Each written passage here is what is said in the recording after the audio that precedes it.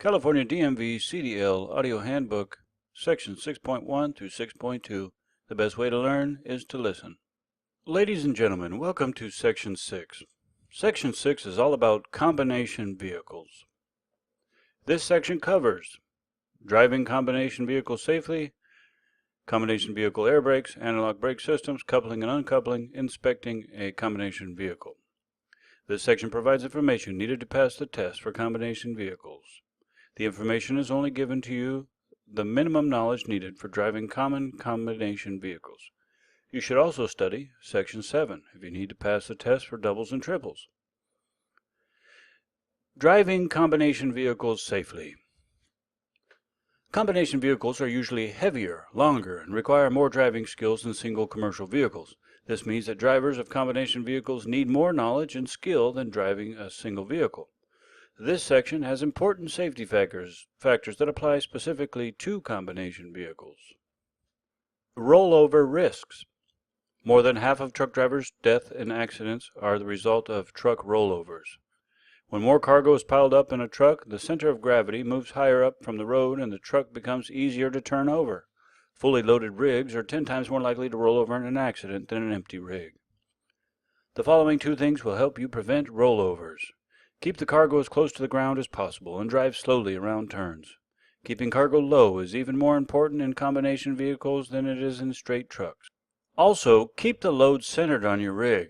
If the load is to one side so it makes a trailer lean, a rollover is more likely. Make sure your cargo is centered and spread out as much as possible. Rollovers happen when you turn too fast. Drive slowly around corners, on ramps and off ramps.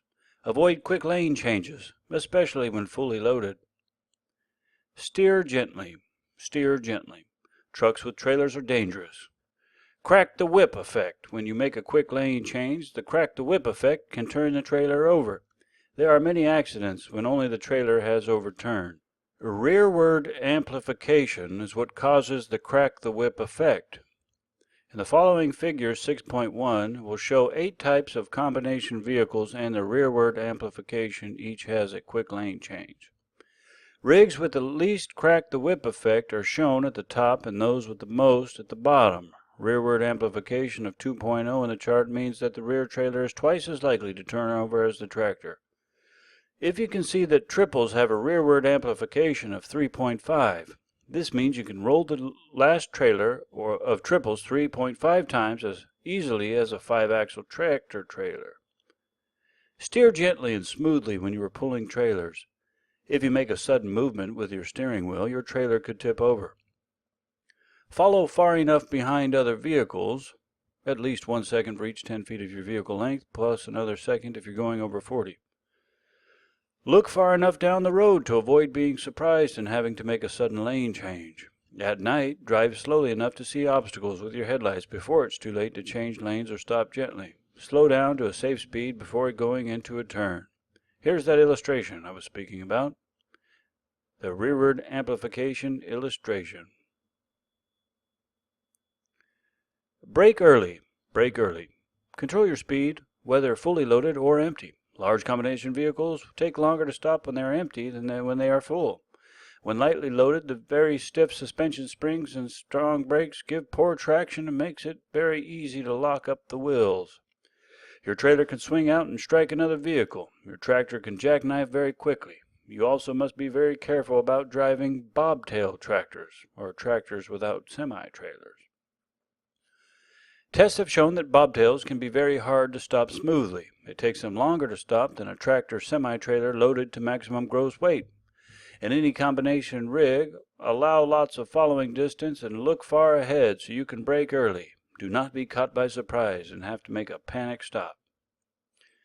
Let's talk about railroad highway crossings. Railroad highway crossings can also cause problems, particularly when pulling trailers with low underneath clearance.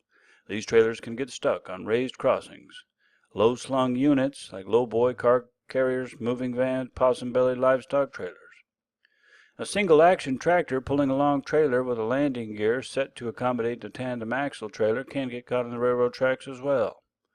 If for any reason you get stuck on the tracks, get out of your vehicle and away from the tracks as soon as possible. Check signposts and signal housings at the crossing for emergency notification information. Call 911 or another emergency number.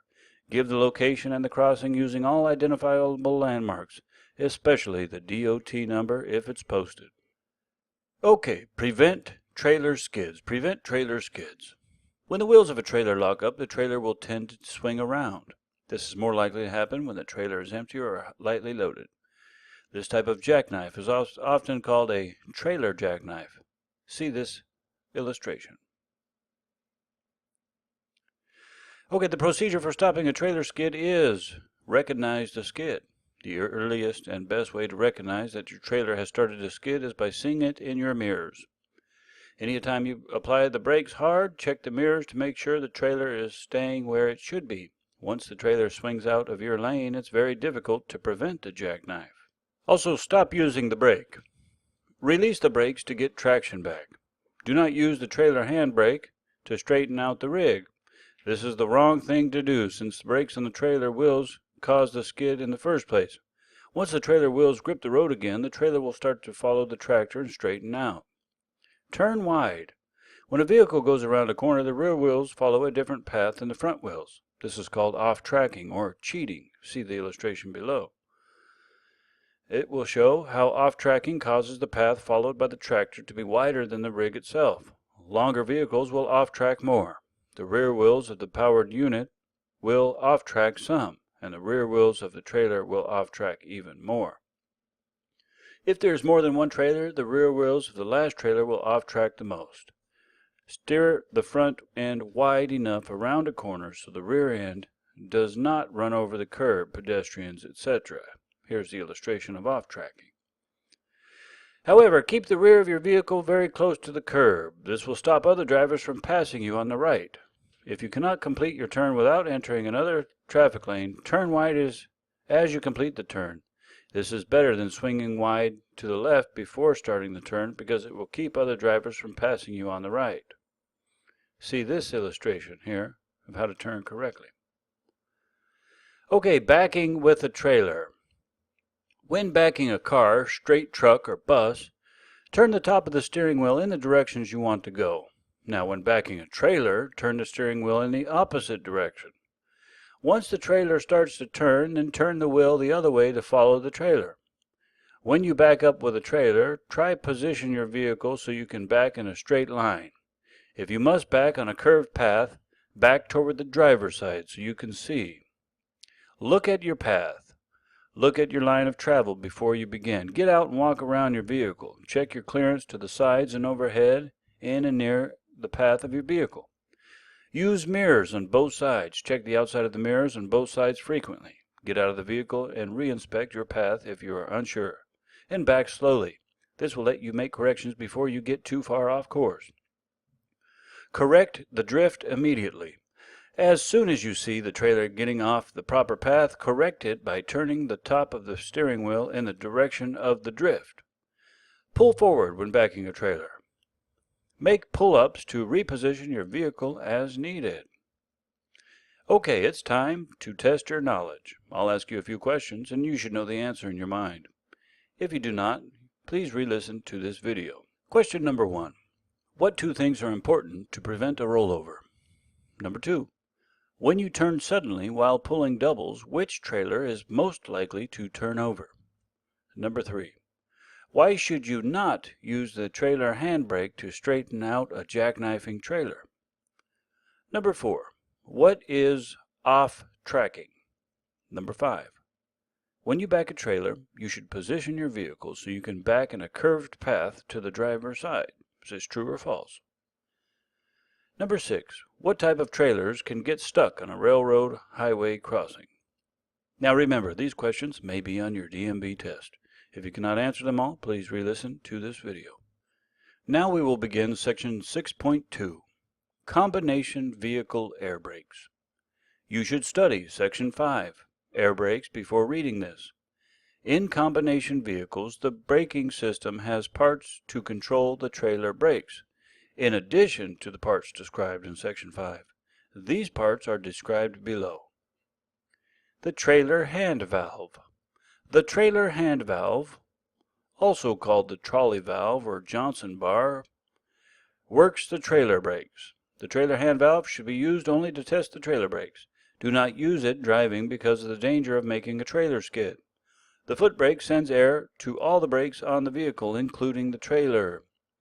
There is much less danger of causing a skid or jackknifing when using just the foot brake. Never use the hand valve for parking because all the air might leak out, unlocking the brakes. Always use the parking brakes when parking.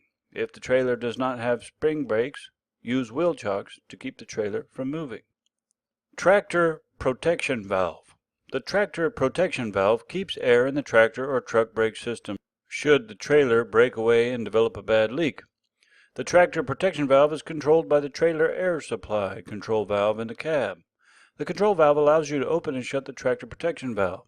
The tractor protection valve will close automatically if air pressure is low, in the range of 20 to 45 psi. When the tractor protection valve closes, it stops any air from going out of the tractor. It also lets the air out of the trailer emergency line. This causes the trailer emergency brakes to come on, with possible loss of control. Trailer air supply control. The trailer air supply control on newer vehicles is a red 8-sided knob, which you use to control the tractor protection valve. You push it in to supply the trailer with air, and pull it out to shut the air off and put on the trailer emergency brakes. The valve will pop out when the air pressure drops into the range of 20 to 45 psi. Tractor protection valve controls the emergency valves on older vehicles may not operate automatically. There may be a lever rather than a knob. The normal position is used for pulling a trailer. The emergency position is used to shut off air and put on the trailer emergency brakes. Trailer air lines. Every combination vehicle has two air lines, the service line and emergency line. They run between each vehicle. The service airline carries air, which is controlled by the foot brake or trailer hand brake. Depending on how hard you push the foot brake or hand valve, the pressure in the service line will similarly change. The service line is connected to relay valves. These valves allow the trailer brakes to be applied more quickly than would otherwise be possible. Emergency airline. The emergency airline has two purposes. First, it supplies air to the trailer air tanks. Second, the emergency line controls the emergency brakes on combination vehicles. A loss of air pressure in the emergency line causes the trailer emergency brakes to come on. The pressure loss could be caused by a trailer breaking loose and thus tearing apart the emergency air hose, or it could be caused by a hose, metal tubing, or other part breaking and letting the air out. When the emergency line loses pressure, it also causes the tractor protection valve to close.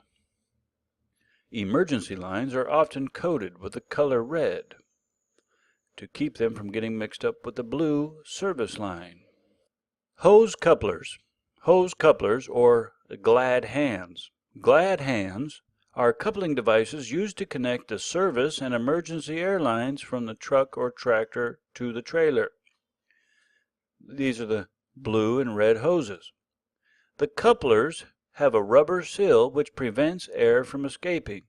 Clean the couplers and rubber seals before a connection is made.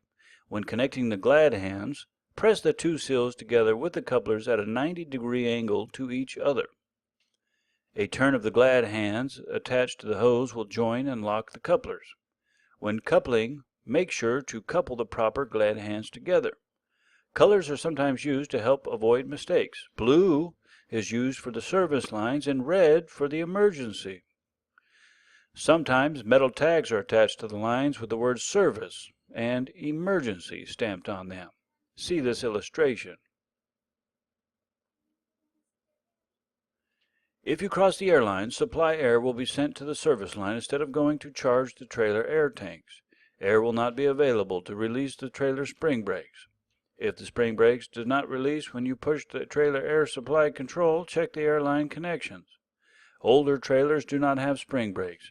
If the air supply in the trailer air tank is leaked away, there will be no emergency brakes and the trailer wheels will turn freely. If you cross the airlines, you can drive away, but you will not have trailer brakes.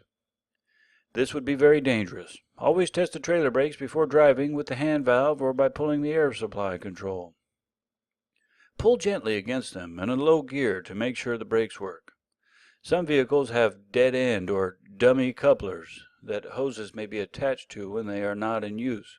This will prevent water and dirt from getting into the coupler and the airlines. Use the dummy couplers when the airlines are not connected to the trailer. If there is no dummy couplers, the glad hands can sometimes be locked together. It is very important to keep the air supply clean. Trailer air tanks. Each trailer and converter dolly has one or more air tanks. They are filled by the emergency line from the tractor. They provide the air pressure used to operate trailer brakes. Air pressure is sent from the air tanks to the brakes by relay valves. The pressure in the service line tells how much pressure the relay valve should send to the trailer brakes.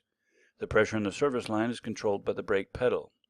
It is important that you do not let water or oil build up in the air tanks. If you do, the brakes may not work correctly. Each tank has a drain valve on it and should drain each tank every day. If your tanks have automatic drains, they will keep most moisture out. You should still open the drains to make sure. Shut-off valves. Shut-off valves are used in the service and supply airlines at the back of the trailers used to tow other trailers. These valves permit closing the airlines off when another trailer is not being towed. You must check that all shut-off valves are in the open position except the ones at the back of the last trailer, which must be closed. So if you want air to go from your truck to your trailer, you got to open up the valves. Trailer service, parking, and emergency brakes. Newer trailers have spring brakes, just like trucks and tractors. However, converter dollies and trailers built before 1975 are not required to have spring brakes. Those that do not have spring brakes have emergency brakes, which work from the air stored in the trailer air tank. The emergency brakes come on whenever air pressure in the emergency line is lost. These trailers have no parking brake. The emergency brakes come on whenever the air supply knob is pulled out or the trailer is disconnected. A major leak in the emergency line will cause the tractor protection valve to close and the trailer emergency brake to come on. But the brakes will hold only as long as there is air pressure in the trailer air tank. Eventually, the air will leak away and there will be no brakes. Therefore, it is very important for safety that you use wheel chocks when you park trailers without spring brakes. You may not notice a major leak in the service line until you try to put the brakes on. Then the air loss from the leak will lower the air tank pressure quickly. If it goes low enough, the trailer emergency brakes will come on. Now it's time to test your knowledge. I'll ask you a few questions. You should know the answer in your mind. If you do not, please re-listen to this video. Question number 1. Why should you not use the trailer hand valve while driving? Number 2. Describe what the trailer air supply control does. Number 3. Describe what the service line is for. Number 4. What is the emergency airline for? Number 5. Why should you use chocks when parking a trailer without spring brakes? Number 6. Where are shutoff valves? Now remember, these questions may be on your DMV test. If you cannot answer them, please re-listen to this video. We have completed section 6.2.